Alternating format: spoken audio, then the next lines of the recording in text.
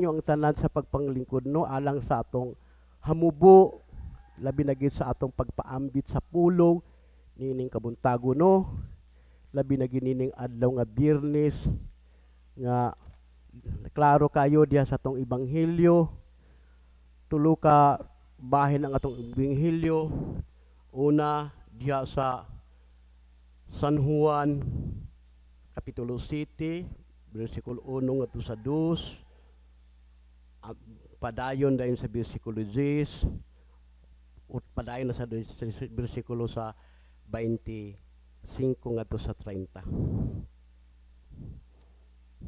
Mga igsoon diha sa atong unang bahin sa atong ebanghelyo. Ang atong Ginoong Jesucristo misuroy sa Galilea. Dili kay sa tinawhanon kay ang atong Ginoong Jesucristo nagpahayahay kundili iyang giduaw ang mga tao nga iyang niadtong lugar ano. Ang atong Ginoong Jesucristo mao kana iyang tawag sa dinhi pa sa kalibutan diya sa iyang amahan nga tuwa sa langit kundili ang pagministeryo sa mga katawhan. Unsa ang kabubuton sa iyang amahan nga tuwa sa langit isip usa ka anak iya usab gibuhat kay naibalo man siya nga muna iyang ministeryo. Kay kini ang kabubuton sa amahan nga atuwa sa langit. Unang mga musugutag sa dili mga igsuon. Mausap kita gisugo og pagsuroy o pagduaw sa mga tao nga gipiyal kanato. Makadumdum ang kung labi nagi kanang labag-uban mini bishops labi nagi sa mga anniversary sa mga church anniversary sa mission church kana nag among giduaw ang mga tao kumusta na sila no ang uban mga tao pasultihon tida na nagsuroy-suroy ng duha suroy-suroy ng duha ang nagsakana kaon pag sila kaon magita ka unsa ilang idalit pa munang ingon nga usay dili po masabtan nimo usa ka alagad nga kung ikaw imong giduaw labi na gid silang anibersaryo sa ilang simbahan sa pagkamugna mausap kita gisugo sa pagsuroy sa mga tao kay gipiyal kanato ato ginang hinumduman atong Ginoong Jesucristo nay usa ka lugar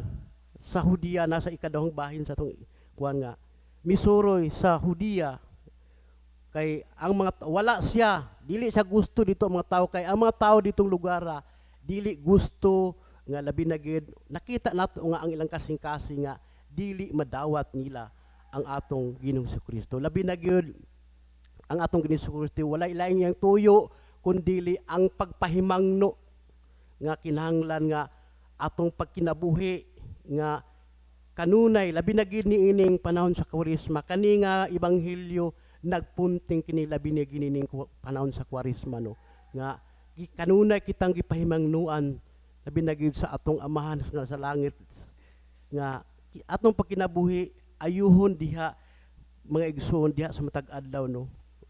uban sa tabang sa atong Ginoong Jesucristo nay mga tao sa gingon ko na nga dili sila gusto nga di kon murag mudawat man kaling kontra gusto kay dili sila gusto nga tudluan sila unsa ang kabuton labi na gid sa Dios. Among taon ditong lugar buot mupatay kaniya butan ta lang dili pisikal nga kamatayon kundi naay mga pagbutang-butang diha sa labi na gid ato sila mabisita kontra gusto sila pero midawat sila kanato pero sukwahe ang ilang kwan makita nato ang ilang kasing-kasing atong hinumduman walay problema gibuhat sila sa Dios nga maayo tanan gikan sa imong ulo ngadto sa imong lapalapa gibuhat sa Dios pero naay problema ang atong kasing-kasing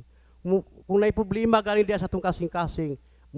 gikan sa atong kasing-kasing mo adto din na sa atong ulo muna diha din nga magka-problema na dayon ta bisan gani diha sa atong komunidad naay mga tao pod nga tando-tando lang tando lang nimo nga mingon oh, okay bada dyan labi na gid sa inyong panagtigom okay oh nga pamangno na dili lang ta igo dinhi sa atong Bible study or fellowship nga taman na nini kun dili matag Domingo musimba gid ta kay dili ra ta taman ni kundi magkatigom gid ta bisag managlahi ang atong mga kinaiya og mga kuan diha sa atong kuan magiusa gid gitagaan gid tag balay sa Ginoo nga dito kita magtapok kitang tanan bisag dili ta mga perpekto nga mga tao wala ta kahibalo mga igsoon sa atong paglakaw gikan sa atong tigom miingon dayon labi na sa imong membro sa komunidad tinuod ka katong gisulti ni Deacon o ni Father gitan-aw nila labi naging atong pagkabantayunon kay day ang atong kinahanglan gid atong usisahon kanu hinahinay uban sa tabang sa grasya Ginoo atong pagkatawahanon kay ang mga tao karon mas dali nila makita ang sayop kundra sa imong buhat ngayong kan pag mas dagan ang matarong isak sayop dito na dayon agoy labi na sa imong kaugalingon nimo nga compound diso na labi na kita nimong adlaw-adlaw kana makaingon ba ka sila nga tinuod ba kato gisulti ni Deacon or ni Father dili ba to gikan ba kato sa Ginoo nay munay delikado diha mga igsoon diha po sa bersikulo 10 no nga ang mga igsoon ni Ginoong Hesukristo miadto sa pangilin nakita nato niya nga ang iyang mga igsoon miuna na kay wala man sila pagto labi na gid sa iyang igsoon gid nga literal nga igsoon ang atong Hesukristo misunod usab pero makita man gud nila nga ila pag yung gignan ang atong Hesukristo nga kung ikaw pinadala sa Dios ako saan lang nga kinahanglan nga dili ka magtago sa imong kuan nanay bahin sa ebanghelyo nato nga wala na maapil karon nga dili nimo itago nimo kun dili magpakuan ka urag ana ba murag bugal-bugalan ba nga mura nga moto siya nga niadto gyapon siya pero wala lang siya magpasaya-saya ditong lugaran no labi na gid diha sa atong ikatulong nga bahin sa atong ebanghelyo sa bersikulo 25-30 pipila sa mga tao sa Jerusalem dili makatuo nga si Jesus ang anak sa Dios ila pagi-question ang diha sa atong sa diha sa ebanghelyo nga atong balikon diha sa bersikulo 27 pag basa pag utro nga nag-ingon bersikulo 27 apan inik-abot sa Mesiyas walay masayod kung taga-diin siya apan kitang tanan nasayod nga diin kinigikan tawhana lisod nakita nila dili nila madawat ang atong Ginoo isip ka usa ka manluluwas walay sige kog pamalandong wa nay problema sa atong Ginoo nasayod ban siya nga kini mga tawhana gahi man sa ilang kasing-kasing makadumdum ako nga kanang gahi pa sa kahoy nga magkuno ang ilang kasing-kasing sa akong kabahin wala na'y problema ang mga tao mutuo sila og dili labi na sa gingon ko na kanina makita Manila ang imong dili imong pagdiha sa imong journey basta atong gibuhat ang ipabuhat sa Dios kanato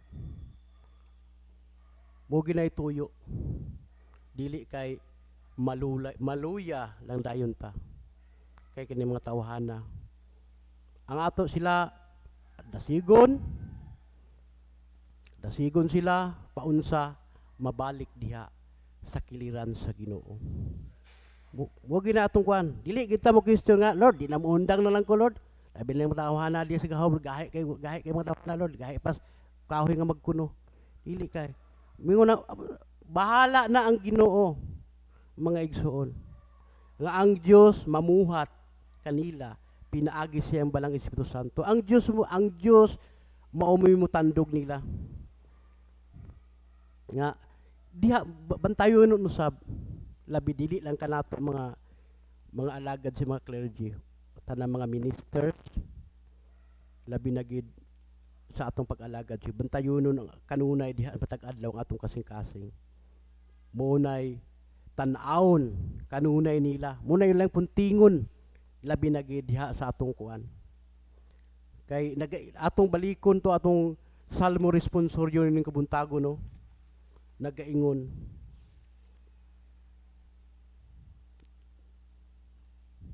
duol ang Ginoo samdan og kasing-kasing. Daghan kalisdanan ang antuson sa mataro, apan luwason siya sa Ginoo gikan niining tanan. Ampingan siya sa Ginoo ug dili siya kabaliag bukog. Daghan kaayo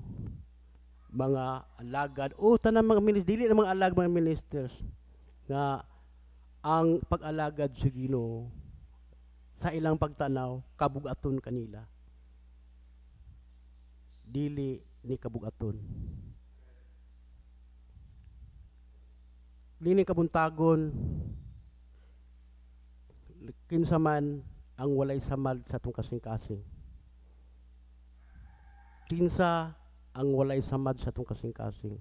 Kung walay samad ug dili ta samdan sa atong kasing-kasing, wala ta mo ani niining kabuntagon. Kitang tanan samdan, labi na gid diha sa matag adlawng Domingo. Kitang tanan samdan ta aron ayuhon kita diha sa Ginoo, labi na gid sa atong mapadayonon diha sa atong paglawig. Git-challenge kita og gihagit ini kabuntagon no nga uban sa tabang sa Ginoo ato untang mabuhat ang angayan nga ipabuhat sa Dios kanato alang sa iyang kahimayaan, labi na gyud niining panahon sa Kwaresma, labi na karon umaabot nga Domingo mo na ang katapusang Domingo, kalima nga Domingo sa Kwaresma nga namusunod ang Palm Sunday, Holy Week, nga ang kahimayaan diha lamang sa atong makagahom nga Dios. Muna atong ebanghelyo gihangyo ang tanan sa pagpanindog.